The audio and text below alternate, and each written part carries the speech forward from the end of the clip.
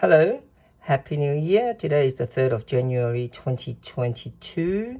I'm comparing two Explorer ones, one in 36mm and the second one 39mm, which was discontinued by Rolex in April last year. Now, these two are both blackouts. So, let's get into it.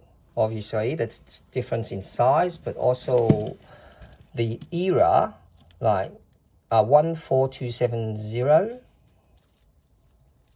This one is a 1990 watch, I believe, and it's a blackout. And you can see that instead of having lume in the 369 or just plain white gold, these 369 markers have some black material inside the white gold. So this was the original design.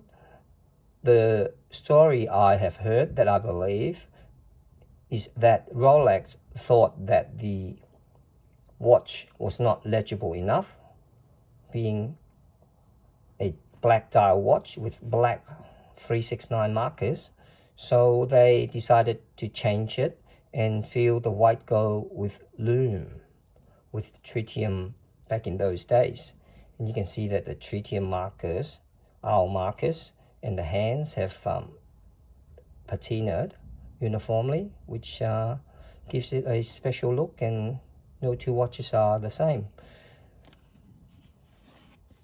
In 2016, 6 years after the introduction of the 39mm Explorer, Rolex produced a batch of Explorer 1, not with white gold silver color 369 markers, not with markers with lume, but with black polished material. So you can see that the 369s are a little bit camouflaged. So back to the old days when it actually was not very legible. Now I believe this is a nod. No one really knows what Rolex is doing. It's kind of like they don't answer questions, they don't tell people what they do, how many watches they produce. But I believe this is a nod to the original 14270, the original one that replaced the 1016. And because they are so rare, I believe they're very, very collectible. So my recommendation is, if you see a 214270, it being very collectible because Rolex has discontinued this size, the 39mm, I don't think you can lose by buying any one of those. But if you happen to run into a blackout, I strongly recommend you to buy it. Now, being a modern watch is fantastic. Look, I have a small wrist, so although it's 39mm, I can just have 3 and 7, altogether 10 links on the watch, which makes the clasp sit right in the middle on the back of my arm, of my wrist.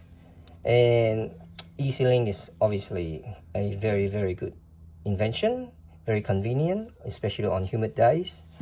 And the modern watches are definitely much more wearable.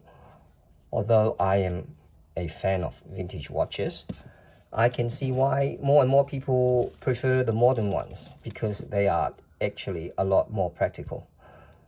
Having said that, anyone who knows me would know which watch I would pick if I could only have one. Of course, I would have the original design. Not only because I have a small wrist. I believe these watches are gonna be the next generation's Paul Newman Daytona, because they are just so rare. So once again, these two watches side by side. Oh, I actually just received a message, so you could hear that. So I better get going and not have the video too long. Thank you for watching, and give me a like if you like it. And I'll make more videos of rare model Rolexes. Thank you. Bye bye.